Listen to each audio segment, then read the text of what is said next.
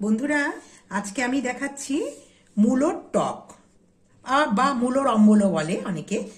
সেটা হলো মূলোগুলো প্রথমেই দেখিনি কি কি নিয়েছি। মূলো কেটে দেখুন হলুদ আর নুন দিয়ে সেদ্ধ করা, চালতাও কেটে হলুদ আর নুন দিয়ে সেদ্ধ করা, ফোড়নের জন্য সর্ষে আর একটা শুকনো লঙ্কা আছে। এখানে আছে নারকোল পেস্ট। আপনি শিলে বাটবেন না, পেস্টই করবেন, তাহলে হয় কি তেলটা খুব সুন্দর বেরোয় পেস্ট করলে। নারকোলটা আমি পেস্ট করে নিয়েছি, আর যদি মনে করেন শিলে বাটবেন বাটতে পারেন। আধখানা নারকোলকে কুড়িয়ে বেশিরভাগ অংশটা আমি পেস্ট করেছি, সামান্য একটু রেখেছি গুঁড়ো, এমনি ঝোড়ো নারকোল করা, এটাও লাগবে, অল্প লাগবে। আর এখানে আছে পাটালি গুড়। পাটালি গুড়টাকে আমি টুকরো টুকরো করে রেখেছি, হাতা দিয়ে খুঁচিয়ে ছোট ছোট করে রেখেছি। এইবার আমি রান্নাটা করে দেখাবো। কড়াটা বসিয়েছি, গ্যাসটা জেলে সিম করে রেখেছি। আমি এবার কড়াইয়ে একটু জল দেব। জলটা আগে ফুটে উঠবে, একটু জল দিয়ে দিলাম। এই জলটা ফুটবে, এর মধ্যে সামান্য একটু নুন দিয়ে দিচ্ছি, একটুখানি, কারণ চালতা আর মূলো কিন্তু দেখুন একটুখানি, চালতা আর মূলো নুন হলুদ দিয়ে সেদ্ধ করা, সামান্য একটু দিয়ে দিলাম। এবার জলটা, ফ্লেমটা হাই করে দিলাম, জলটা ফুটুক।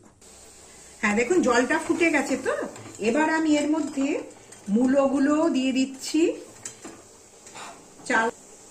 চালতা মূলো সব একসঙ্গে দিয়ে দিচ্ছি। আর একটা কথা বলি বন্ধুরা, এই যে মূলোর টকটা, এটা শীতকালেই করবেন, নলেন গুড় খেতে ভালো লাগে।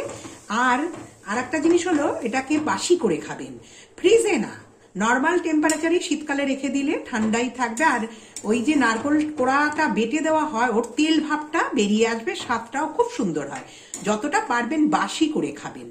আর সংক্রান্তির দিন বানান, যদি পরের দিন খেলে তো কোনো অসুবিধা নেই, খাওয়া যেতে পারে। সংক্রান্তিতে বানিয়ে পরের দিন মূলো খাওয়া যায়, তা বানিয়ে আপনারা করে দেখতে পারেন। সংক্রান্তির জন্যই আমি দেখাচ্ছি।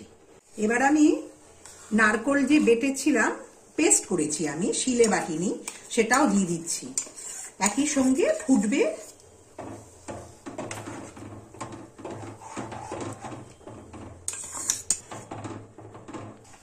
হ্যাঁ দেখুন ফুটে উঠেছে। এবার আমি এই যে গুঁড়ো নারকোল রেখেছি, সেটাও একটু দিয়ে দেবো এর উপরে, অল্প করে দিলাম।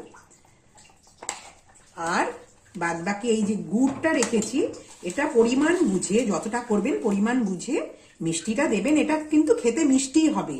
চালতাটা পাকা চালতা, এই সময় পাকা চালতা ওঠে, সেটাই কিনবেন, কারণ কাঁচা চালতার পিছলা ভাবটা বেশি থাকে আর টক ভাব বেশি থাকে। এটাই সেটা থাকবে না, তো চালতার শ্বাসটা খেতে ভালো লাগবে আর খেতে মিষ্টি হবে, টক নয়। নাম টক, কিন্তু টক নয়। পাটালি গুড় দিয়ে আমি করছি, আপনারা ইচ্ছে হলে আবার ঝোলা গুড় দিয়েও করতে পারেন, পাতলা গুড় যেটা, সেটা দিয়েও করতে পারেন। এবার একটু ফুটে উঠুক। আমার কিন্তু মূলোর টক কিন্তু রেডি। এবার আমি ফোড়নটা দিয়ে দেব। আমি এবার এটা সরিয়ে আর একটা কড়া বসিয়ে ফোড়ন দেব। একটু তেল দিলাম, অল্প একটু তেল দিবেন, তেলটা গরম হোক। আমি সর্ষে একটু দিলাম আর একটা শুকনো লঙ্কা দিয়ে দিলাম, এটা ফোড়ন দেওয়া। ফোড়নটা রেডি। ফোড়নটা এইভাবে লাস্টে দেবেন, তাতে হয় কি গন্ধটা খুব সুন্দর থাকবে। এবার আমি ঢেলে দিলাম এই টকের মধ্যে, মূলোর টক যেটা বানিয়েছি তার মধ্যে ঢেলে দিলাম। হাতা দিয়ে পুরো নেড়ে এটাকে মিশিয়ে দিচ্ছি, পুরো নেড়ে মিশিয়ে দিলাম। এটা লাস্টেই ফোড়নটা দেবেন, সুন্দর একটা গন্ধ বেরিয়েছে, খুব সুন্দর গন্ধ বেরোবে। করবেন এইভাবে, খাবেন আর বাসি করে খাবেন। হ্যাঁ বন্ধুরা, এইভাবে বানিয়ে আপনারা বাসি করে খাবেন, দিনের দিনে খাবেন না, বারবার বলছি। এমনকি এই চালতাগুলো খাবেন, ভীষণ ভালো লাগবে খেতে। আর প্লিজ আমার চ্যানেলটাকে লাইক শেয়ার সাবস্ক্রাইব করতে যেন কখনোই ভুলবেন না। আমি জানি আপনারা ভোলেন না, তবুও একবার করে মনে করে দিচ্ছি।